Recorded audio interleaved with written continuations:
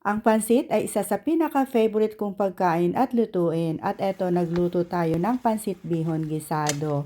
Simple lang po to, alam ko may kanya-kanya tayong version sa pagluto ng pansit pero in the end ay napakasarap, favorite ng mga Pilipino. So unang-una ay nagpainit lang tayo ng konting mantika. So stir fry lang natin itong carrots at saka green beans. So after 2 minutes ay ilalagay na natin itong ating na roughly chopped cabbage. So, cook for 40 seconds lang. Ayan, mix lang natin. Then, timplahan natin ng konting asin para naman magkalasa itong ating vegetables. At pagkatapos ay ilalagay natin itong ating red bell pepper. So, isang maliit na red bell pepper lang po ito. And then, naglagay din pala tayo ng konting celery. Ayan po. So, optional lang po yan. Pero mas gusto ko yung may celery. At pagkatapos ay hanguin muna natin at isang tabi. Dahil ilalagay natin ito mamaya pag malapit na maluto yung ating pansit. And then gamit pa din itong ating wok. So ilagay na natin itong ating pork belly na slice. Silutuin lang natin hanggang sa maging golden brown. At saka lumabas na yung kanyang natural oil. Ilalagay na natin itong ating bawang. Gisahin lang hanggang sa lumambot at bumango. Idagdag na din natin itong ating chopped onion. Lutuin lang hanggang sa lumambot.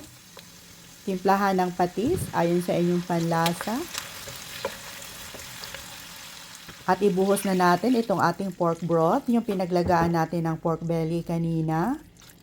Idagdag na din itong soy sauce at konting oyster sauce. At pagkatapos ay stir lang natin para maghalo itong ating mga sauce. Naglagay din tayo ng isang pork cube. Lagyan din natin ng ground pepper. Stir lang natin at hayaang kumulo. At pagkatapos ay ilalagay na natin itong ating naibabad na bihon. I think nasa 250 grams po itong bihon na nilagay natin. Nilagyan din natin ng squid balls kung meron tayo. Squid balls, shrimp balls, or fish balls ay pwede. Takpan lang muna natin at hayaang mag-absorb ang liquid. So ayan po. So wala na pong sabaw. So, paghalo-haloin lang muna natin saglit para even po yung kulay ng ating bihon. At ilagay na natin itong nailuto nating gulay kanina.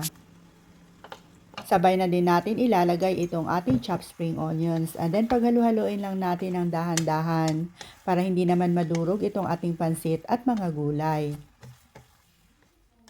Simpleng luto lang po to pero masarap. So, try nyo na din to mga mamshay. Tara, kain po tayo. Maraming salamat!